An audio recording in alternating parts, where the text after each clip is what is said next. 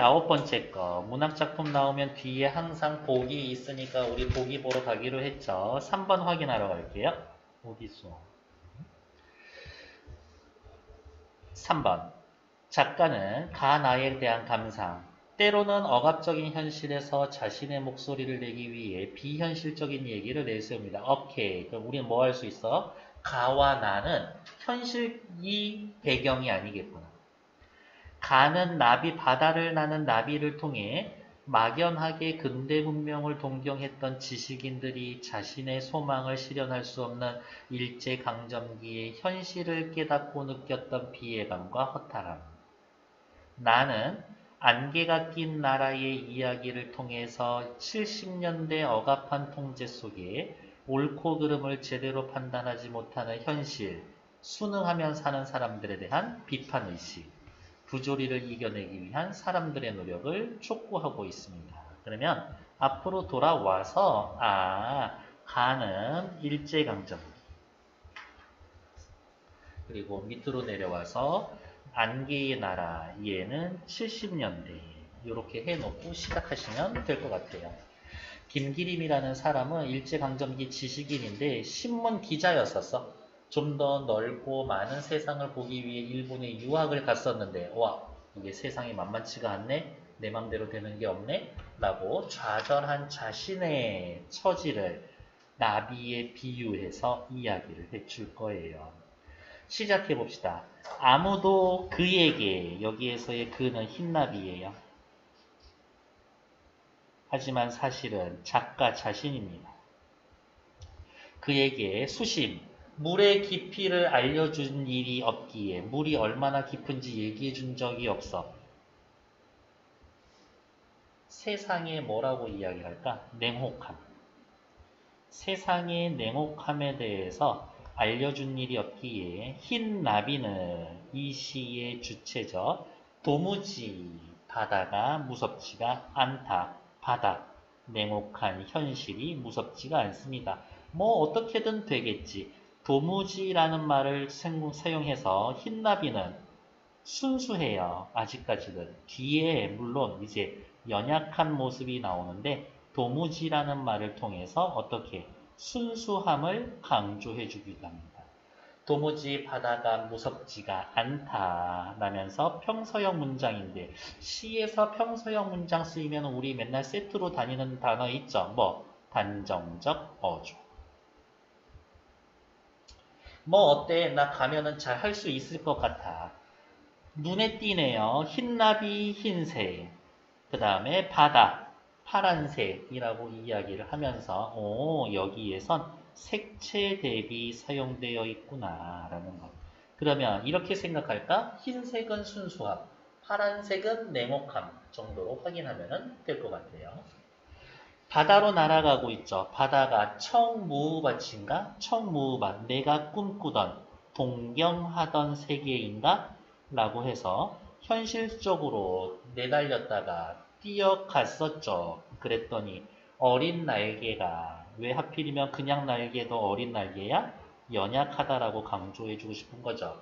물결에 절어서 공주처럼 지쳐서 돌아옵니다. 나 공주 같았어. 왜 그동안 보호만 받고 살고 있었거든. 지쳐서 돌아옵니다. 여기 세 줄 묶어서 뭐라고 하면 돼요? 나비가 무엇을 냉혹한 현실을 경험했습니다. 냉혹한 현실을 경험했습니다. 그러한 과정인 거죠. 3월달 바다가 3월 시간 바다 공간 꽃이 피지 않아서 그렇지 바다에 꽃이 필 일이 있나 바다에는 뭐예요? 아무것도 살지 않거든요. 무생명성 불모지 시의 화자도 그렇고 어떻게 나비가 살 수 없어. 그러한 공간 그래서 서글픕니다. 서글픔의 원인은 다른 말로 이야기하면 좌절 서글퍼요. 비애감 느끼고 있습니다. 여기까지 가도 괜찮을 것 같아. 나비 허리에 새파란 초생달이 시리다. 새파란 시가 실이다, 촉각. 나비가 요렇게 있고, 나비 같은데 오늘? 달빛이 비춰지는데, 여기에 요렇게 달빛이 비춰지는데, 새파란색이. 근데 달빛이 비춰지는데, 아우, 시려. 아우, 추워. 라고 느끼고 있는 거죠. 두 개 섞여 있다고 봐야 되겠네. 공감각적 심상이 사용되고 있습니다. 확인해보면 되겠죠. 전체적으로 3년이 나와 있어서 그렇게 길지는 않지만 이 시는 이렇게 쓸 수가 있겠네요. 1, 2, 3년으로 갈수록 살펴봤더니 어떻게? 1년에서는 아직 가지 않았죠. 2년에선 출발했지. 3년에선 바다에 절어서 돌아왔죠. 그러면 이 시는 시간의 흐름에 따라서 시상이 전개되고 있구나. 이렇게 얘기해 줄 수가 있겠죠. 시간의 흐름에 따라서 혹은 나비의 여정에 따라서 시상이 전개되고 있습니다. 하면은 되겠지. 그래서 김기림의 바다와 나비 주제가 뭐예요? 라고 이야기하면 새로운 세계를 동경했죠. 새로운 세계를 동경을 했지. 하지만 그것을 경험해보고 나서 좌절했습니다. 뭐 요렇게 확인하면 되겠죠. 수능 대비 내신 대비하면 어차피 자연스럽게 할 거고 수능 대비해서 처음 시를 본다라고 이야기를 하면 주제를 막 예쁘게 문장으로 만들려고 할 필요는 없어요. 이렇게 참고로 말씀을 드리면 시에 처음 보는 시 주제 찾을 거예요 라고 하면은 이 코스를 따라오시면 돼요.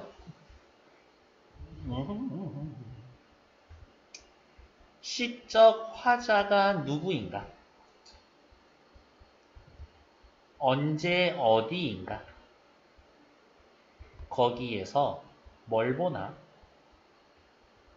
그리고 거기에서 무슨 생각을 하고 어떻게 반응하고 있는가? 요것만 찾아서 써놓으면 그게 그 시의 주제예요. 주제 찾는 게 어렵지는 않다고. 대신에 30년대에 쓰여지는 초현실주의, 특히 이상희 시라든지 그 다음 김광균의 시 같은 경우에는 주제 찾기가 쉽지가 않아요. 그래서 미리 말씀을 드리면 또 얘기 나온 김에 말씀을 드리면 김광균이라고 하는 아저씨가 등장한다. 이 아저씨 30년대의 모더니즘 계열 중에서도 이미지즘 계열의 시 쓰던 아저씨다. 김광균의 시는 요거예요. 도시에서 요것을 보니 어떻게 슬프구나. 비애감을 느끼는구나. 그냥 이렇게만 생각하시면 됩니다. 김광균의 시. 뭐 보니까 우울해. 근데 그게 보통 도시 문명을 비판하는 내용들이라서. 무엇을 뭐에다가 비유하고 있는지 그것을 찾는데 집중해보자. 이런 거겠지. 낫이 보고 있죠. 살펴볼게요. 언제나 안개가 짙은 안개의 나라에는 실제로 안개의 나라라는 게 있어요? 없어요. 동화적이지. 어떻게 보면은 환상적이네요. 실제 나라가 아니라고 그랬겠죠? 가상의 세계입니다. 하지만 이 가상의 세계는 현실을 반영해주고 있지. 어떠한 현실? 70년대의 억압적인 현실을 반영해줍니다. 안개가 짙은 나라, 그러니까 아무것도 보이지 않고 있죠. 억압적인 사회, 70년대의 억압적인 사회. 현실에서 안개의 나라에서는 아무 일도 일어나지 않는다.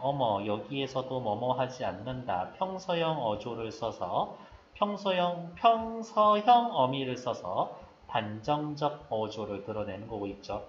여기서 아무 일도 없어. 어떤 일이 일어나도 안개 때문에 아무것도 보이지 않으므로 이상한데 않는다. 않으므로 안개 속에 사노라면 안개에 익숙해져 아무것도 보려고 하지 않는다. 약간 냄새가 나는 것 같은데 밑에 그냥 일단 읽어는 볼까? 그러므로 보려고 하지 말고 뭐뭐 하지 말고 들어야 한다. 듣지 않으면 살 수 없으므로 귀가 커진다. 어쩌고 저쩌고. 이 시는 꼬불꼬불 밑줄 그어놓은 것처럼 부정적인 부정문의 형태로 문장을 사용을 하고 있죠. 부정문의 형태로 문장을 사용을 해서 무슨 얘기하고 싶은 거야? 안개의 나라의 부정적 속성을 강조해주고 싶은 거죠. 부정적 속성을 강조해줍니다. 다시 이제 올게요. 언제나 안개가 짙은 안개의 나라에서는 아무 일도 일어나지 않습니다. 어떠한 일이 일어나도 안개 속에서 안개 때문에 아무것도 보이지 않으므로 진실이 은폐되어 있기 때문에 안개 속에 사노라면 안개에 익숙해져 아무것도 보려고 하지 않는다. 아무것도 보려고 하지 않는다의 주체는 누구예요? 안개의 나라에 사는 사람들, 주민들은 애초에 아무것도 보려고 하지 않고 있습니다. 아무것도 보지 않고 있어요. 현실의 문제를 확인하거나 무슨 일이 벌어지고 있는지 파악하거나 부정한 사건이 일어나려고 했었을 때 비판하지 않습니다. 그냥 그대로 살지 현실에 순응하고 있는 사람들입니다. 안개의 나라에서는 그러므로 보려고 하지 말고 들어야 한다. 어머, 이 들어야 한다라는 부정적 현실에서 벗어나고 저항할 수 있는 대책이지. 안 보이면 소리라도 들어야 되겠지. 대책 혹은 현실을 극복하는 방안. 듣지 않으면 살 수가 없으므로 귀는 자꾸 커진다. 우와, 진짜 열심히 들으려고 하는 사람들이겠네. 현실을 극복하기 위한 사람들의 노력. 이 노력이 성공하나? 하얀 안개의 귀를 가진 안 되네. 자꾸 사람들이 하는 이야기 눈으로 볼 수 없기 때문에 귀가 자꾸 커지고 있는데 이 귀가 무슨 귀야? 안개의 귀야. 안개는 보이지 않는데 귀가 안개로 되어 있어? 안개의 귀가 되어 있다? 아무것도 들리지 않는 귀지. 아무것도 들리지 않는 거죠. 그러한 토끼 같은 사람들이 안개의 나라에서 삽니다. 속상한데 현실에 대해서 극복하려고 했으나 그것이 결국 실패하고 맙니다. 시적 화자는 이러한 상황 속에서 좌절할 거예요. 현실 극복은 쉽지가 않네요. 이러한 이야기를 하고 있습니다. 이 시의 주제 뭐예요? 라고 물어보신다면 70년대의 부조리한 사회에 대한 비판,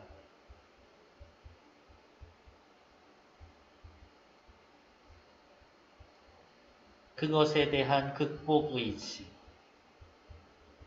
하지만 좌절 하고 맙니다. 여기까지. 괜찮을까요? 뒤에 나와 있는 1, 2, 3번 2분만 드릴게요. 시작! 해봅시다. 가는 나와 달리 유사한 구절 반복. 아이쿠야, 가에는 딱히 유사한 구절이 반복되고 있는 게 없는 것 같은데 1번 탈락. 그런데 나에서는 유사한 구절이 반복이 되나? 나에서는 어디 있냐? 나에서는 유사한 구절 반복이 돼요? 돼요. 어느 부분? 아무 일도 일어나지 않습니다. 그 다음에 아무것도 하지 않습니다. 않으면 없으므로 이러한 만들. 않음으로 없으므로 이 정도면 반복으로 봐도 괜찮죠. 2번 가는 나와 달리 단정적인 어조. 단정적인 어조면 우리 뭐 찾으라 그랬어요? 평서문 찾으라고 그랬죠. 가 단정적인 어조인가? 단정적인 어조지. 무섭지 않다. 돌아온다. 단정적 어조 쓰고 있죠. 나에서도 단정적인 어조 쓰고 있어요. 그러네. 일어나지 않는다. 하지 않는다. 라면서 단정적인 어조 쓰고 있죠. 2번 탈락. 3번 나는 가와 달리 계절적? 안개의 나라 봄, 여름, 가을, 겨울 언제예요? 몰라. 하지만 오히려 가에 계절적 배경이 있지. 3월이라고 하면서 여기에 계절 드러내고 있잖아요. 그러니까 3번 탈락. 4번 가와 나는 모두 색채 이미지를 사용해서 가에서 사용된 색채 이미지 뭐 있어요? 흰색, 파란색, 청무밭 파란색, 새파란 초생달, 흰색의 이미지 있죠? 여러 가지 색채 이미지 있지. 나에서는 어때요? 딱히 색깔이라고 해서 꽝 하고 찍어 놓은 건 아니지만 누가 봐도 안개 색깔 그거 있는데 흰색. 그렇죠. 그러니까 둘 다 색채 이미지를 사용합니다. 4번이 정답이죠. 공감각적 심상을 사용합니다. 에헤 아닐걸요? 가에만 공감각적 심상이 있지 새파란 초생달이 실이다 라고 이야기하는 공감각적 심상은 가에만 사용되죠. 틀린 것, 맞는 건 4번. 그래서 저는 뒤에 풀려 있을 때 한 요런 정도는 되어 있어요. 일단 답은 4번이었고 얘 없고 유사한 구절 반복 나에만 있어. 단정적인 어조는 둘 다 있고 계절적 배경은 가에만 있고 공감각적 심사는 가에만 있어요. 이 정도로 체크해 놓으면 되지. 다음 기억과 니은에 대한 이해로 가장 적절한 것은 기억은 누구예요? 바다로 내려갔다. 바다로 내려갔다. 옆에다 써놓을까? 바다로. 그 다음 니은은 뭐예요? 보려고 하지 말고 들어야 한다. 이렇게 확인했고 살펴보면 이제 또 갑시다. 1번 바다로 내려갔다. 시련에 굴복한 과거의 상황? 아니요. 시련에 굴복하기 이전 상황. 시련에 굴복 이전 상황. 연약함을 느끼게 된 원인 맞죠? 내려가서 연약함 느낀 건 맞으니까. 자연과 일체화되고 싶어서 내려간다? 그거는 또 아니지. 삶에 대한 생각을 전환해요. 나쁘지 않아. 세상 쉽지 않구나. 현실을 모른 채 이루어진 대응. 괜찮지?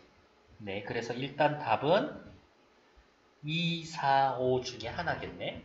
보지 말고 들어야 한다. 들으면 극복한 현재의 상황? 아니요. 극복한이 아니라 시련을 극복하려는 현재의 상황. 낙관적인 태도? 아니에요. 결국에 맨 마지막에 좌절하잖아요. 자연과 거리를 두고 싶어요. 자연과 거리를 두냐 마냐가 상관 전혀 없지. 삶에 대한 비애가 심화됩니다. 비애감이 심화되는 것은 아니지. 현실을 알기에 현실을 어떤 건데 아무것도 보이지 않아. 그래서 그로부터 도출된 대응. 보이지 않아. 그러니까 들어야지 라는 대응을 보여줍니다. 5번이 제일 좋습니다. 밑에 3번 확인하러 갈게요. 작가는 때때로 억압, 이거 읽었지. 흰나비는 바다를 청무밭으로 판단했습니다. 말이 좋아 판단이지 오판한 거죠. 오해한 거지. 현실을 직시하지 못한 거죠. 근대 문명을 막연하게 동경했던 지식인들 괜찮아. 흰나비는 결국엔 서글퍼졌죠. 식민지가 되어버린 조국의 현실에서 근대화의 냉혹함을 깨달은 지식인의 비애 나쁘지가 않지. 이거 일제강점기 때 외놈들이 얼마나 교묘했었냐면은 조선사 생각을 대충 해보면 저게가 우리나라 식민지인데 쟤네들이 우리나라로 뭔가 막 배우러 오고 있어. 그러면은 일단 1차적인 생각으로는 좀 말리고 싶지 않나? 그쵸? 근데 적극적으로 받아줘. 창씨 개명만 하면 돼. 돈만 좀 있으면 돼. 그러고 나서 엄청 흔히 이야기하는 지식인들을 미친듯이 많이 만들어내는 거지. 계속 일본에 있을 수는 없거든. 지네 나라로 돌아와. 조선으로 돌아오지. 나 배울 만큼 배웠는데 저런 일은 하기 싫고 이런 일을 하자니 일자리는 모자라. 그러니까 사람들이 생각하는 거지. 쎄빠지게 돈 내놓고 배워오면 뭐해. 저렇게 백수인데.